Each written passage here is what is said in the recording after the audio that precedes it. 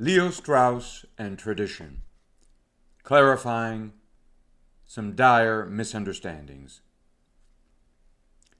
Leo Strauss, scholar, philosopher of the 20th century, upheld as an antidote, was providing an antidote to the crisis of our times, the civilizational crisis of our times, crisis of identity. Those who appeal to Leo Strauss today tend to read Strauss as proposing that the roots of our current predicament are to be found in Christianity. What does this mean? It means that the modern crisis is a response to a Christian mess. This Christian mess has to be disentangled, and we need to get back to, well, it's prehistory. And so we have, on the one hand, Jerusalem, on the other, Athens. Athens stands for free thinking, right? Reason. Jerusalem stands for authority, a tradition of authority.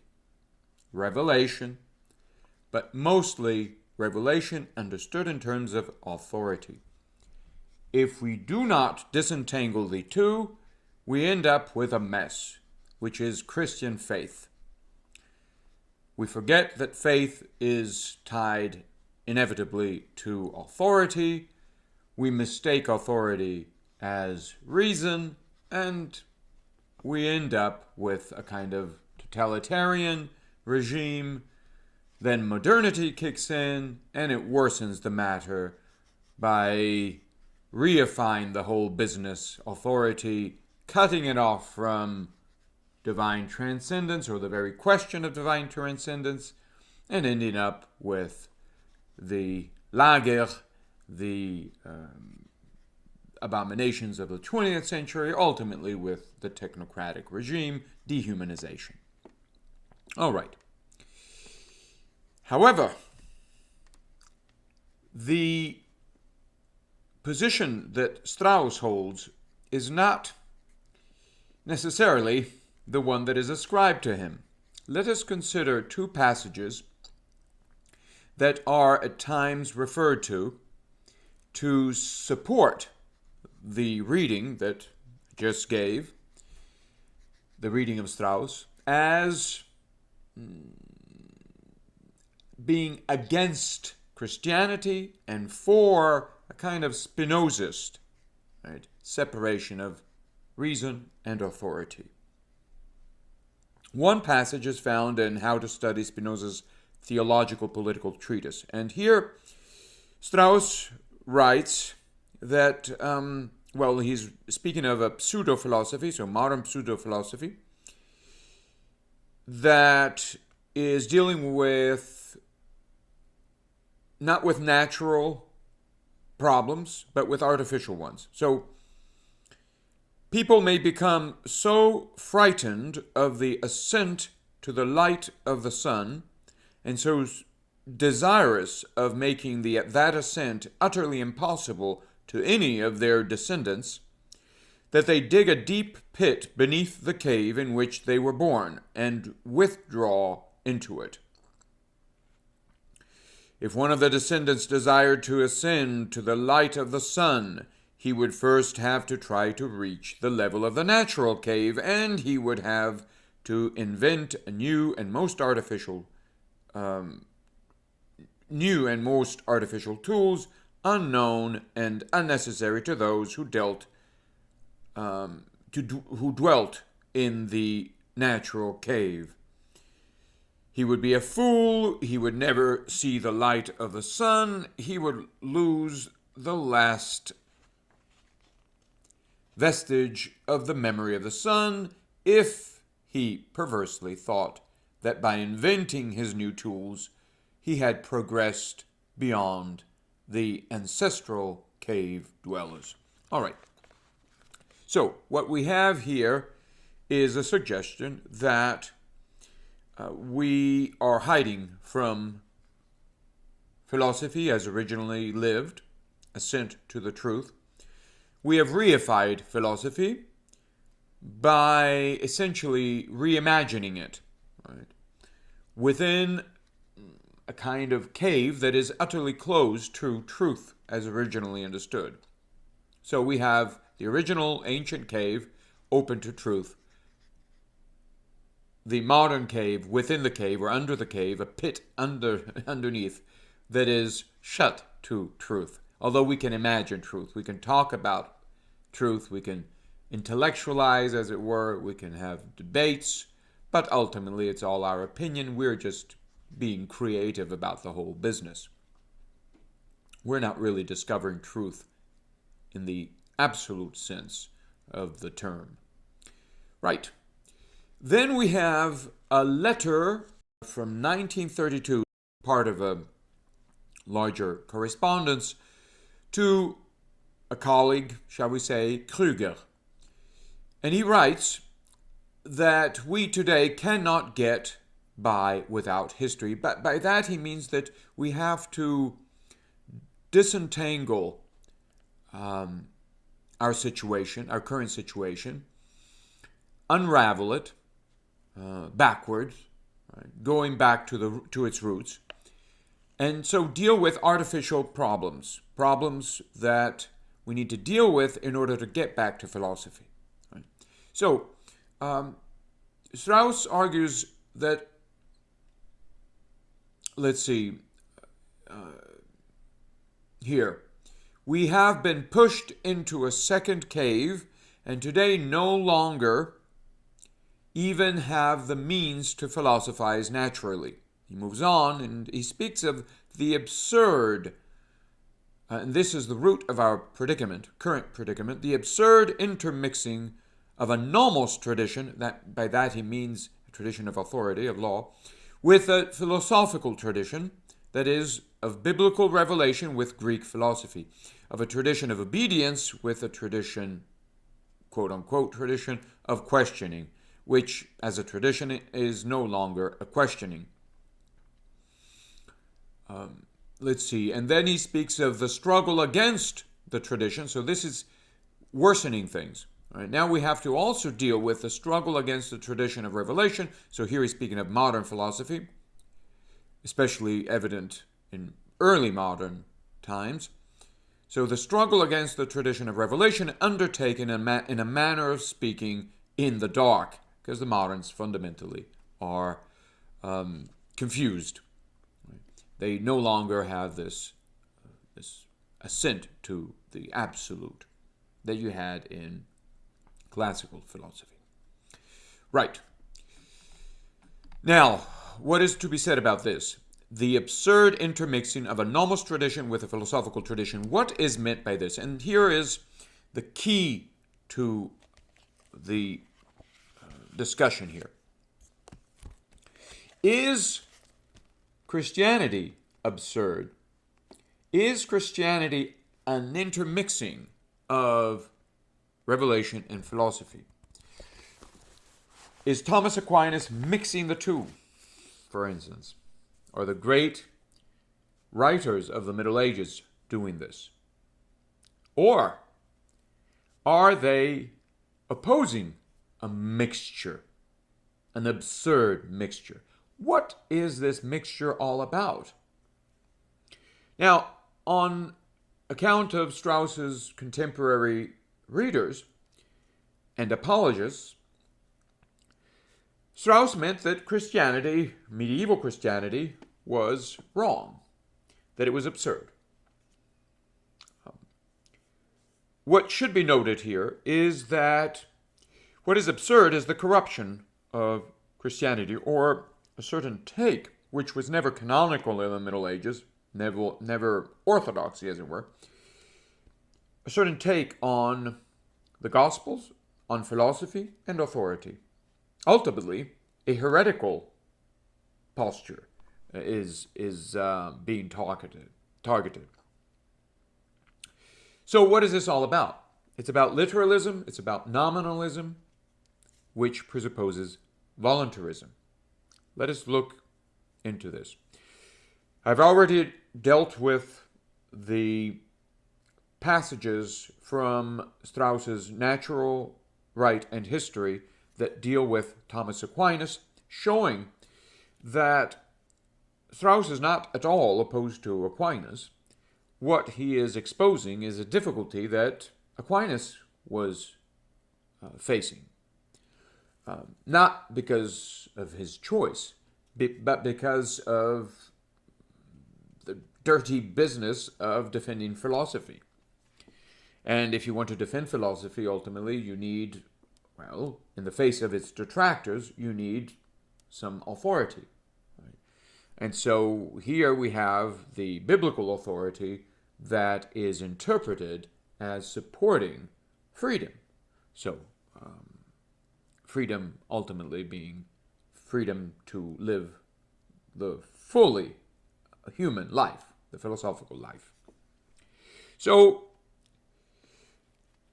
there is no mixing here of philosophy or reason and authority. The two go hand in hand.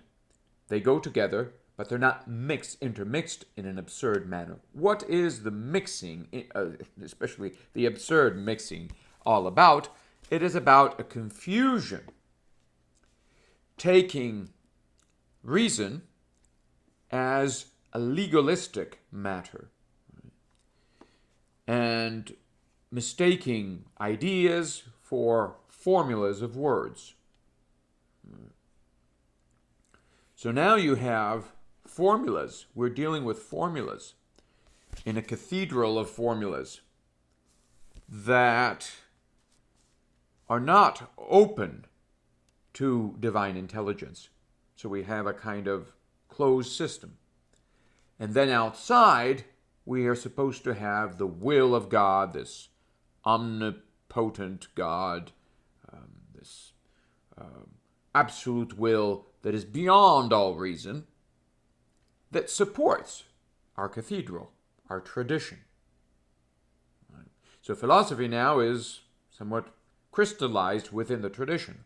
Now, that is the sort of monstrosity that canonical writers in the Christian Middle Ages were opposed to. Now, I tried to bring this out in the 2023 Medieval Teachers of Freedom, the monograph, and in various other articles. The supposition that philosophy is incompatible with a tradition. Let us see what this means. The supposition is essentially modern. It involves the radicalization of medieval voluntarism, really. What is this all about? Reason incompatible with authority, with an authoritative tradition. This is what early modern thought is all about. We want to disentangle, right, reason, freedom from theological authority. And this, as we've seen, leads to the present predicament, right? Present situation. Now, what about the apologists of Strauss? What do they say about this? They say, no, well, they acknowledge, there's Ghibellini and others, they acknowledge that Strauss is questioning this whole movement. And he says, Strauss says, no, we should not get rid of tradition altogether. Why? Because if you try to do that, well, you end up with chaos. And what is more, you end up with the reification of reason in terms of authority. So we have reason, the machine that dominates the world. You don't want that. There has to be some kind of authority, at least some kind of a pretense of authority out there, or the possibility of authority that we're looking at to save us from this nightmare of a reason that turns into authority. Right? And so it betrays the whole point of philosophy. And it kills, ultimately, philosophy. But what about tradition now for Strauss? What about tradition? Is it that bad? Is it necessarily going to obscure its roots? Well, as I have argued many a time in writing publications, no. The simple answer is no. Tradition, properly understood, is not tradition misinterpreted. Otherwise put, tradition understood platonically is one thing. Tradition conceived idiotically or foolishly even is another thing. So the question is not whether we should keep or not tradition. The question is whether we should interpret it in an intelligent way or not. So the real divide is not between tradition and philosophy, or authority and philosophy, but between stupid people and people who have some sense. And ultimately, between fallen man and a path that is open to salvation. Again, in theological terms. So there are those who take that path seriously, and those who look at salvation as something, we can wash our hands, it'll come. It's about God, He'll intervene, and in the meantime, we'll just have to wait and pray, and He'll take care of things. This will of God in voluntarism. So there's no intimate connection there, in this case, between reason and the mind of God. This is completely rejected by the apologists of Strauss and in general moderns. So, where do these apologists leave us? They leave us with the typical pragmatist stance. We're going to use the best of our traditions as a manner of speech, and we're going to keep them, cherish them, appeal to them even, so that they can support our freedom. What is our freedom? Our freedom, in fact, has nothing to do with authority. It has nothing to do with a truth intimately compatible with authority. It is about contemplating the movement of nature. Essentially, we're talking about Epicurean philosophy here. However, Epicurean philosophy that uses the biblical tradition, even the Platonic tradition, if you want to call it that way, to support its own autonomy. Autonomy, theoretical autonomy, as opposed to practical autonomy. Obviously, philosophers need to rely on the institutions to live in a society and so forth. Right? So these apologists of Strauss are not really giving us much. Right?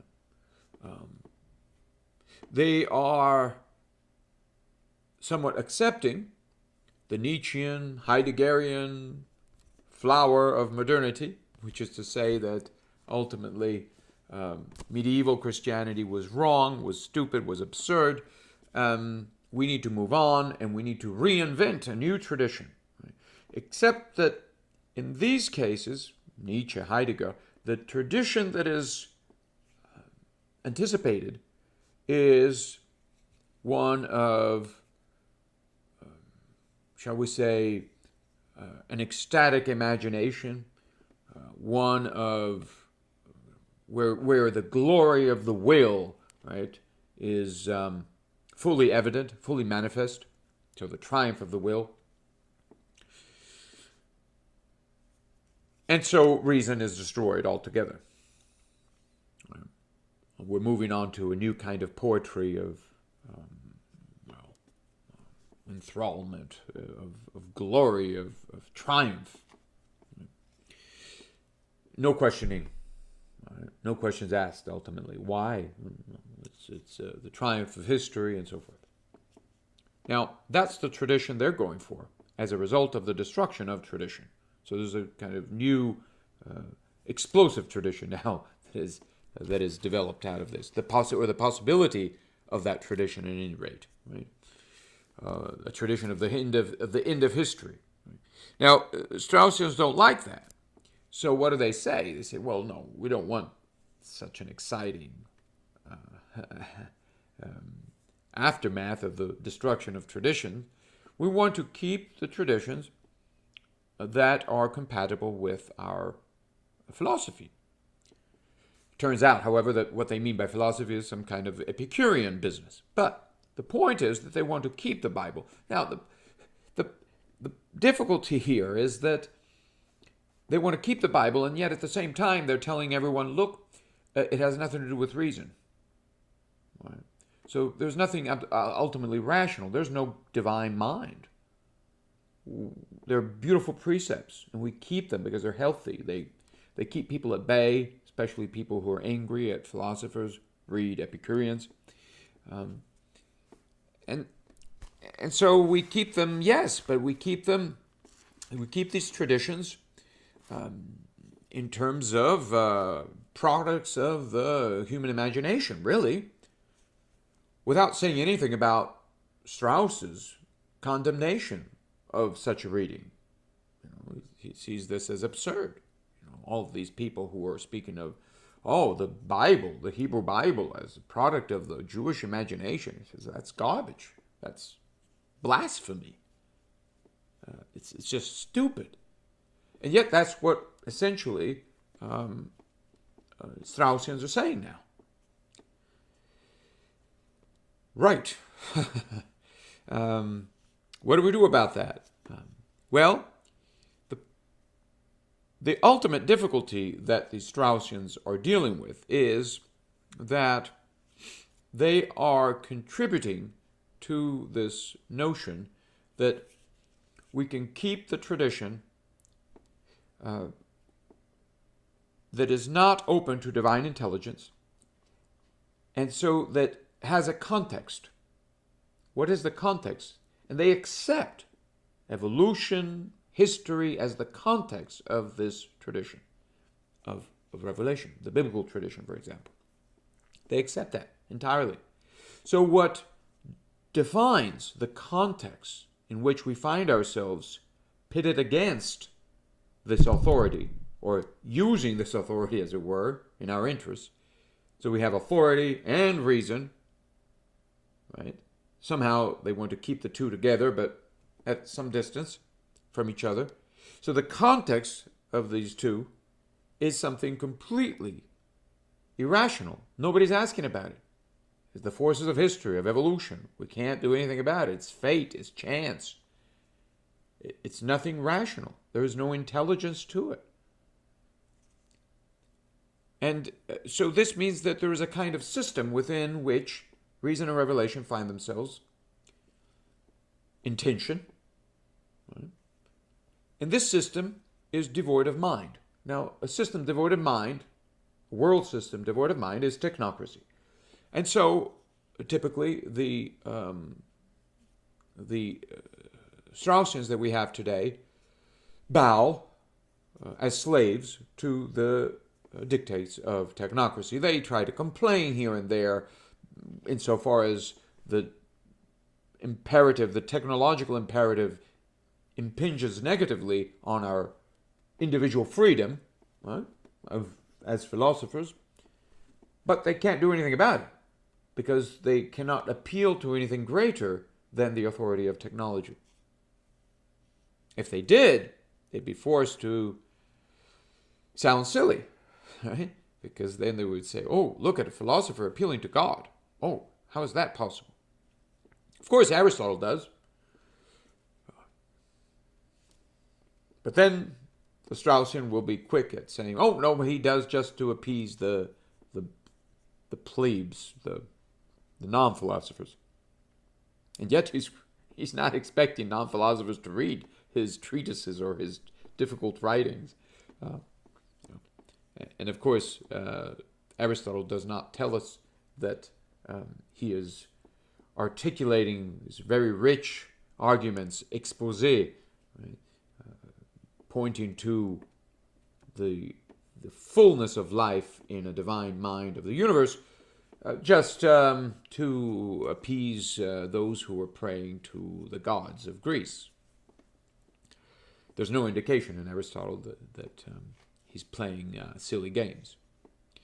But for the Straussian, that's out of the window. I have dealt with this in the case of Pengel, another contemporary so-called Straussian, who reads Aristotle in those terms, and I've showed the ludicrousy of his position in an article on Aristotle's biology. So there we have it. Strauss is objecting to a non-philosophical understanding of tradition. Is tradition fundamentally opposed to reason, to philosophy? Well, it isn't, according to Maimonides. Maimonides is a defender of tradition, of the Bible. Not in the way new Straussians have it.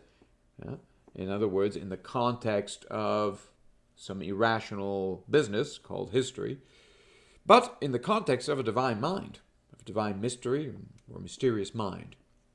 And there is a direct link between the philosopher's mind and the divine mind. So that is where Strauss stands as far as tradition goes. There is no reason to fear him if you are seeking a proper understanding of your tradition. Now, if it is a biblical tradition, that is great. According to Strauss, there are better traditions and worse traditions. And ultimately, the question is about how a tradition can help us face the truth, ascend to the truth, how it can help us understand the fundamental problems of life. Not as a cage, therefore, but as a horizon, shall we say, a parliament of discussions where we have a conversation of mankind, as a scholar put it once. Right? This great conversation is the tradition. A conversation that has its high points, low points, but that ultimately is there to help us come out of this mess of a world that we're born in, that we're fallen in,